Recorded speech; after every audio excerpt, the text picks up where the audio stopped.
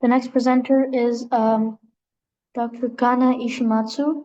Her expertise is developmental biology, mathematical biology, computational fluid dynamics appointment, and um, associate research scientist at the Department of Mathematics, Brandeis University, research fellow at the Department of Pathology, Brigham and Women's Hospital experience, PhD from University of Tokyo, postdoc at the Department of Systems Biology at Harvard Medical School. Achievement awarded with NIH ROM for the current project.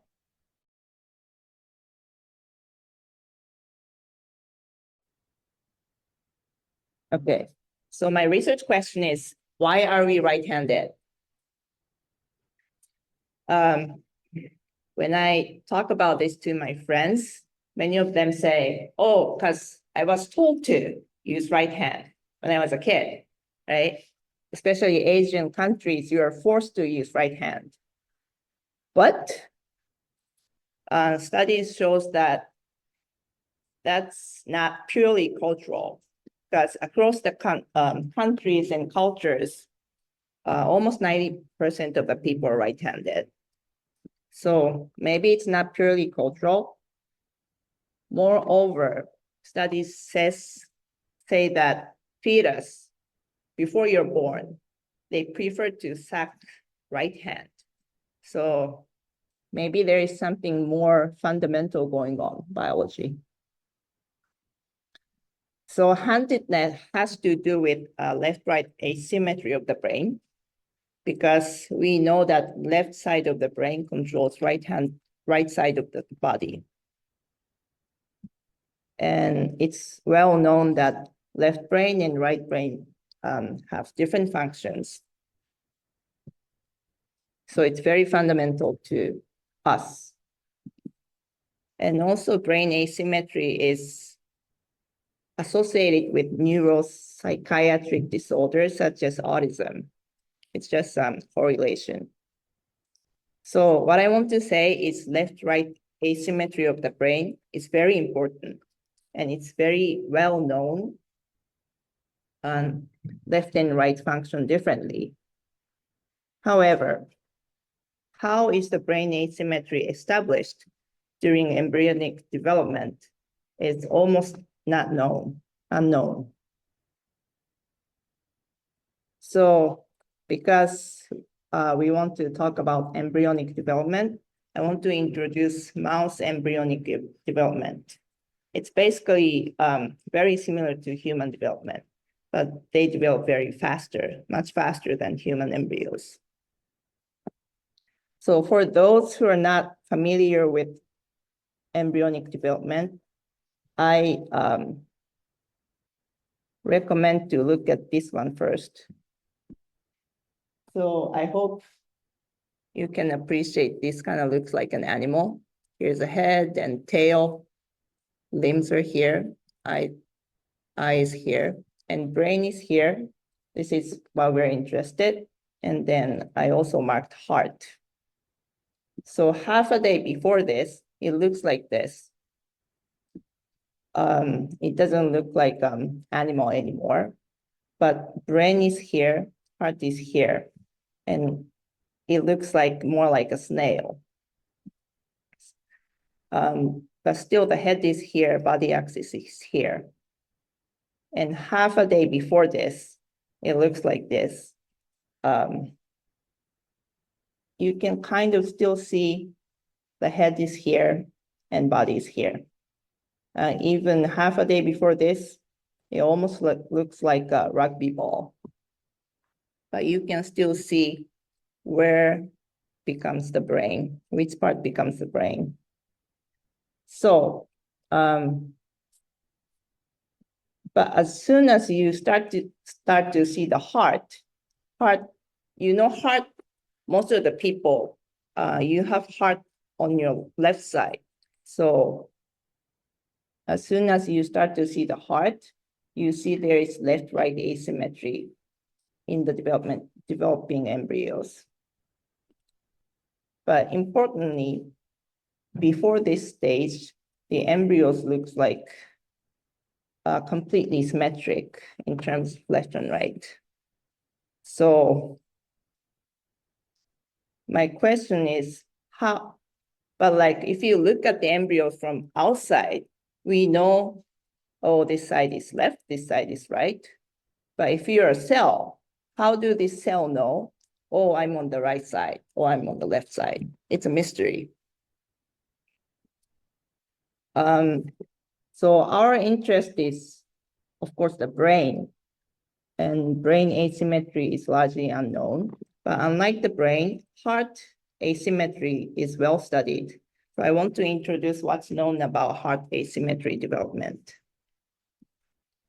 So this is the future heart. But something important is happening much earlier stage like this, when it looks completely symmetric. So I'll flip the embryo like this, and then I will turn this embryo to this direction. So I'm looking at the embryo from the back. Now the brain is facing away from the monitor. And then something interesting is happening at here. A very small structure called node. This one is the close-up illustration of the node. Node is a very very small dent on the surface of the node, surface of the embryo. And on the floor of the node, like here, if you look at this closely, there are many cellular structure called cilia. Cilia is kind of like a hair-like structure. One cell has one hair, and this hair is rotating in clockwise manner. Because there are many hair or chopstick rotating around on the floor of the node, this creates directional flow. Node is filled with the fluid, and because the cilia is rotating, it creates leftward flow of the fluid. And then this is the real video of rotating cilia in the node. I hope you can appreciate there are many things moving around. And then if you look at it closely, I really hope you can see many hair-like things are moving around. Yeah, so it's real.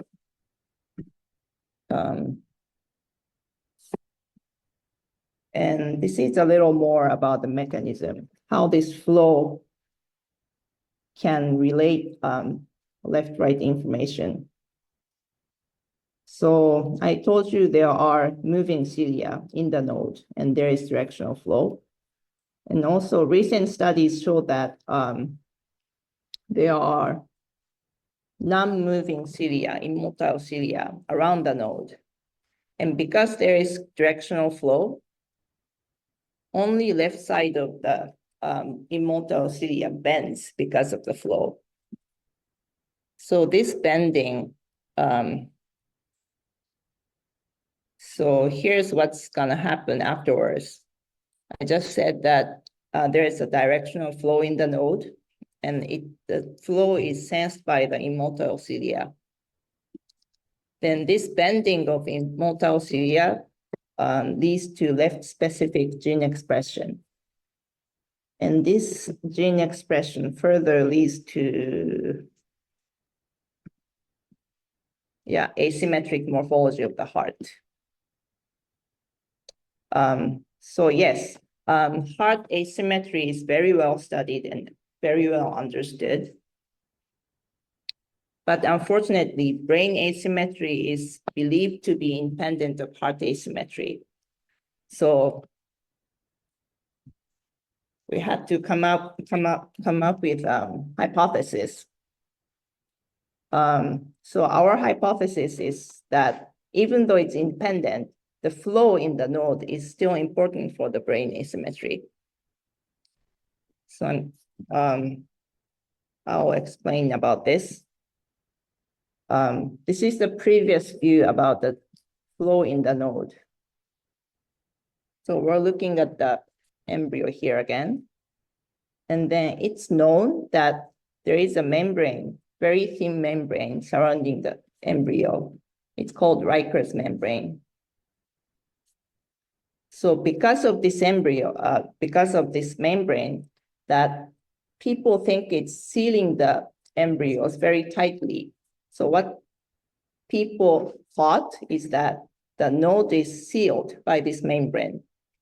So the node becomes a closed structure, and the directional flow is happening only in the node, very local. But I was dissecting many, many embryos, and what I found was that that's not true, actually. So this is the real image of real embryo. And here is the embryo, node sitting here. And this is the Riker's membrane. So as you can see, there is a large space between the embryo and the Riker's membrane. So node is clearly is not a closed structure. It's an open structure exposed to this space. So our hypothesis is that this very local flow in the node, it's not contained in the node, but maybe the cilia in this node can create very global flow that can reach to brain. And then maybe it can lead to the brain asymmetry. So in order to show this, there is a long way to go, many, many things to show.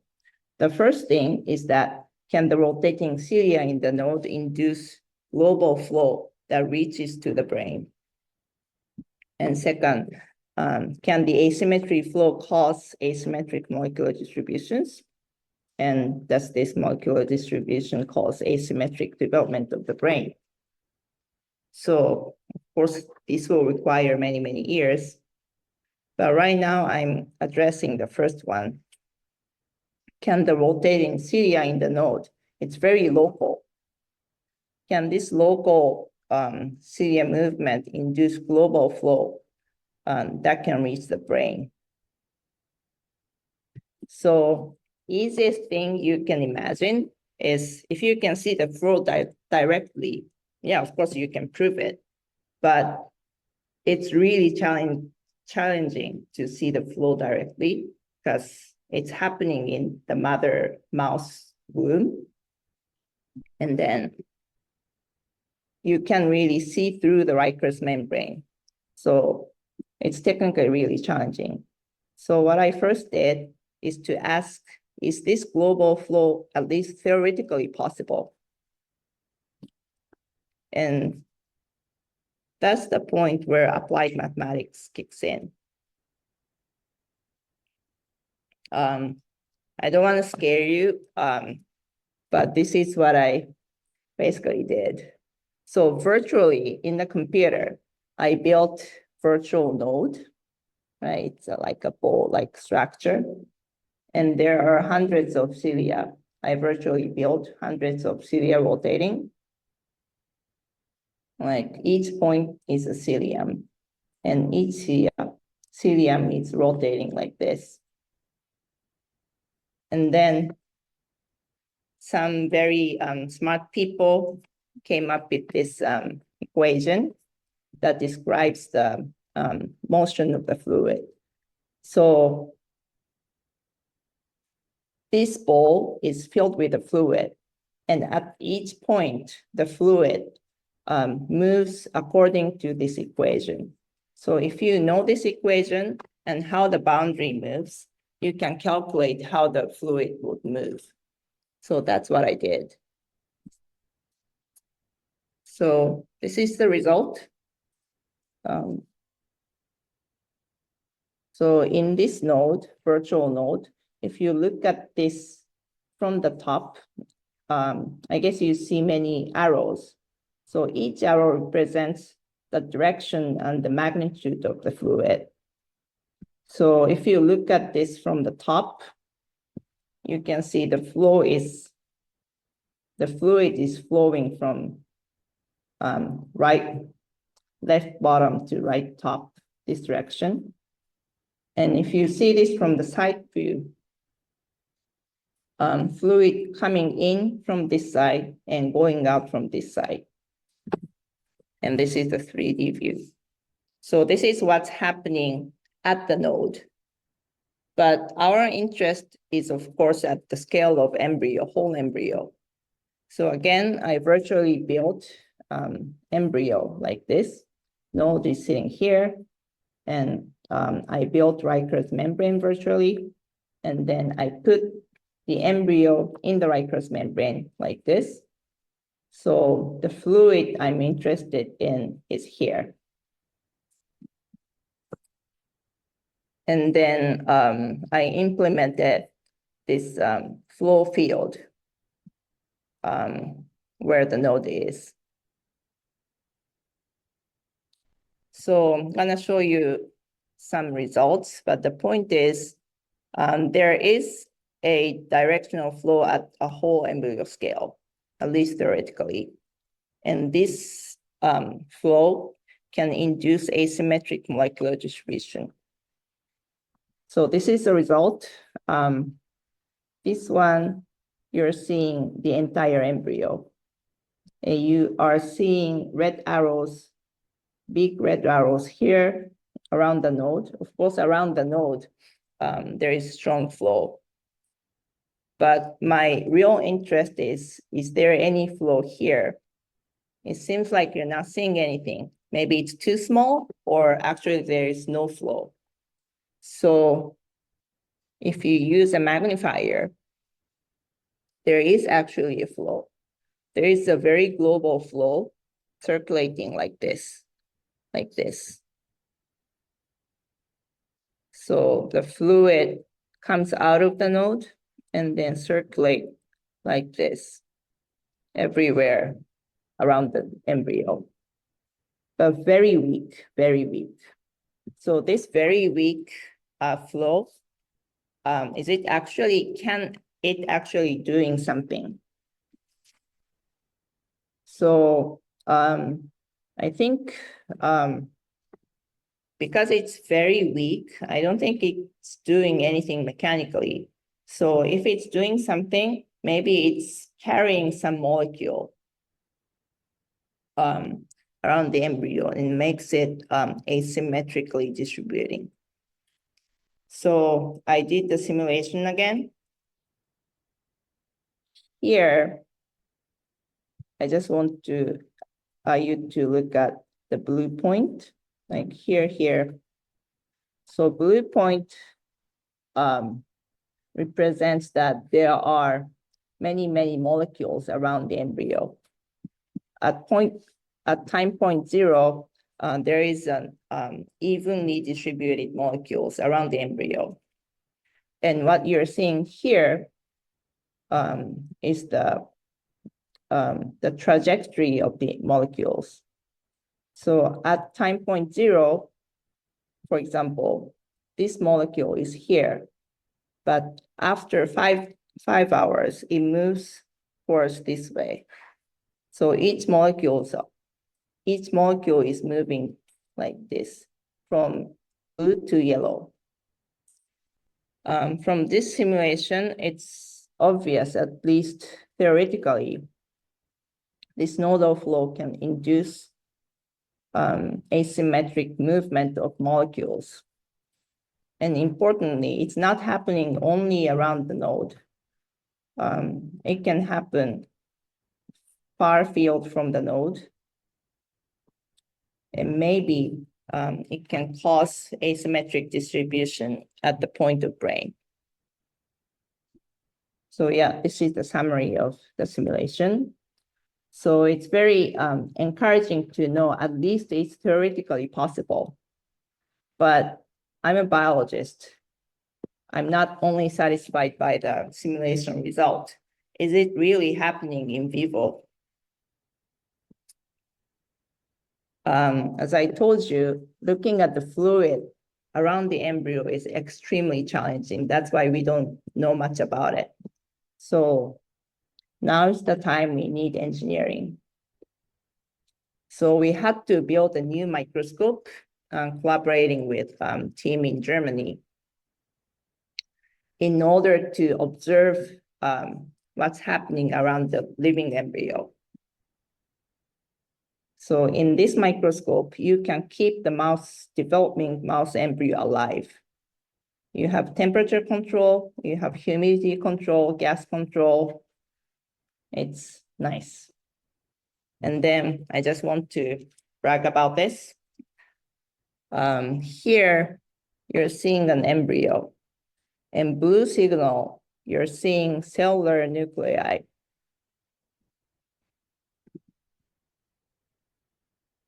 I just want you to appreciate that this embryo is growing normally under the microscope. And you see each nucleus very well, high resolution.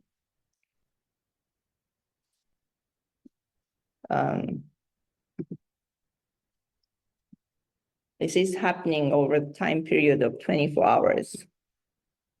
And importantly, there are only 3 systems like this in the world, and we have developed one of them. All right. So what I'm doing these days is that I am interested in the fluid motion around the embryo. So what I'm doing is this. Okay, I meant to show you how small the embryo is. This is my hand. Here, I hope you see something here. This is the mouse embryo at the stage I'm dealing with. And this is the close-up illustration of this part. I embed a mouse embryo in a transparent tube and fill this with a fluid which has fluorescent beads so that I can visualize fluid motion around the embryo. This is the actual image. I hope you can see here is the mouse embryo. And you see many kind of like star-like things, shining dots. These are the fluorescent beads. So you can actually see how these beads moves over time and which reflects how the fluid is moving. So this is still ongoing. I don't think we have enough contrast here, but I'm trying to show that at this preliminary results show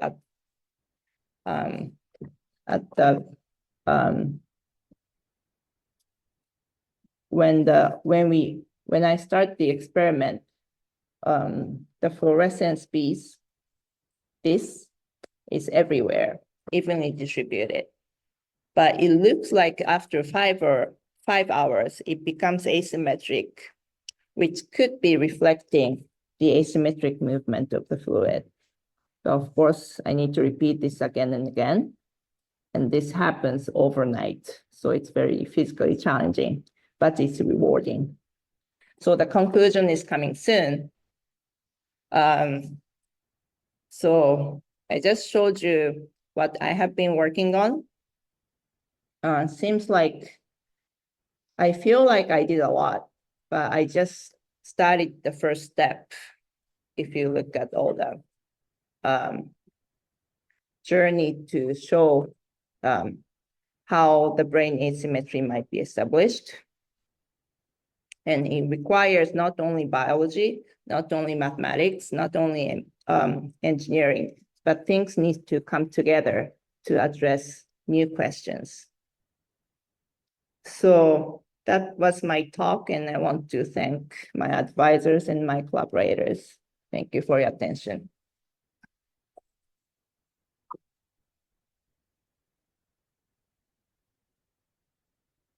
Yes. about the cilia question. Mhm. If you make any reference that the non-mice were left-handed or right-handed, and because of that, the cilia motion was clockwise or clockwise. Yes, that's, I think, um, that's something ultimately I want to do. So his question was, did I record the mother mouse is right-handed or left-handed? And because of that, if the cilia is rotating clockwise. So that's something I want to ultimately do, how the cilia motion and handedness are correlated. So for now, as far as I know, in all individual embryos, cilia is rotating clockwise, no matter what. I don't think it's known there is anti-clockwise rotating cilia. It has to do with molecular chirality. But yeah, regardless, I'm really interested to connect the motion of cilia, not of course not only the direction of the movement, but there are many parameters for cilia to create fluid motion. So I'm really interested to connect those parameters that can cause fluid dynamics to handedness of mice. Okay, and this is number two to your slide, where you have shown from day 7.5 to day 9, the development of Yep. the brain. My question is not about its symmetry or asymmetry. My question is, you have shown the heart also. So was that development happening because you were focusing on the brain part? And at the end, on the result day, you were showing us also the heart completed. So do you have any data on, like, what was happening in, between the brain and heart development, and at what rate, and who is the winner at the end? Sorry, I don't think I got you. Let me explain it in an easy way. So you were focusing on development of brain and its asymmetry, but in the day 8.5 and day 9, you're also showing us that the brain and heart both have developed. Was that happening simultaneously, and or it was going, brain was developing faster than the heart, or heart was developing faster than the brain? So in terms of asymmetry, right? Yeah. So honestly speaking, unlike heart, when is the brain asymmetry established during the development? It's not known. So the answer is I don't know. We don't know. The human being doesn't know.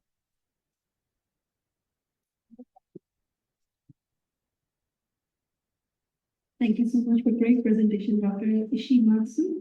Just wondering, how can we translate this in human and real world? Yeah. That's a great question. And basically, human embryos have the same structure as node. Yeah, we have the same structure and cilia moving around.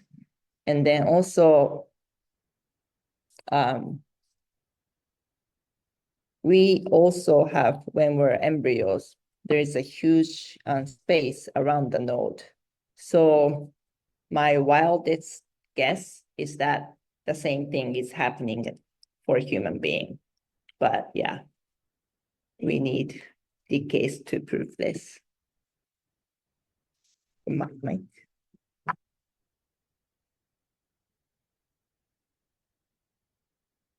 There are already established in the literature how the bending of the cilia can lead to the expression of asymmetric genes during the parent asymmetry development. I believe yes. This bending leads to calcium signaling, and which leads to gene expression on the left side of the embryo.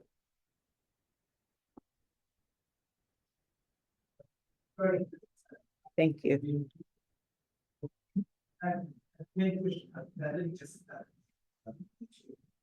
Um, So in your model, calculation-wise, I think with the nodal flow in terms of the part development, you have probably certain threshold of the force which can be generated to really trigger the signal in the immobile signal.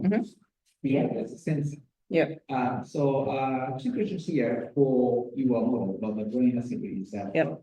Are you predicting the similar kind of detection system that mobile see somewhere in there and is recapturing the flow? So And for if the that's the case, the predicted calculation of the flow force, is it enough to trigger this? In that point? yeah, so for the brain development, I didn't specifically assume there is a motor cilia that's detecting force There because has been some kind of receptor, right? and I don't think it's mechanical signal because sorry, hold on, let me show you this. Because the flow around the brain is,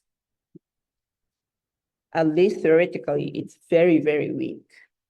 And I really don't think it can induce any mechanical signal.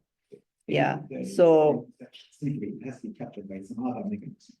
Yes, and and I think if there is any mechanism, I think it has to be asymmetric distribution of the molecule. And that is at least theoretically possible, this weak flow to create asymmetric molecular distribution. Yeah. And from your very first part of the talk, I think you are probably sharing some development here, right? The asymmetry in the heart is very, very well stressed. And probably this field of the asymmetry in the brains are growing field, and you're trying to challenge some of that existing level. What kind of reward are you expecting by solving and establishing this asymmetry issue in the brain? What kind of big question can we solve? What kind of what question? Big question. Big question. Right. You briefly mentioned about the autism and some other diseases which may or may not be something to do with the asymmetry issue. Is that one the goal, or are you thinking of solving some big question? I think, well, in terms of clinical application, those autism or schizophrenia can be related. We don't know. The answer is we don't know, but can be related. But because we don't know, I think it's worth investigating.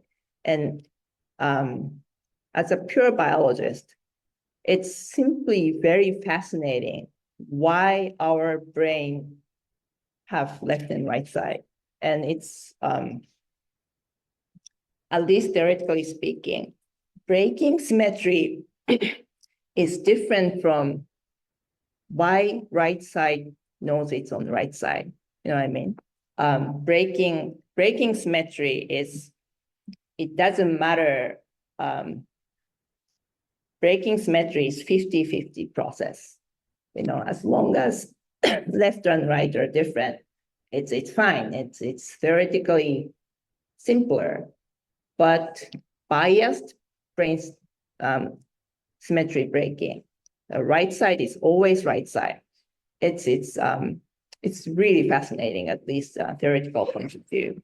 So yeah, I think I'm coming from more basic biology approach. Well, thank you. Yeah, thank you.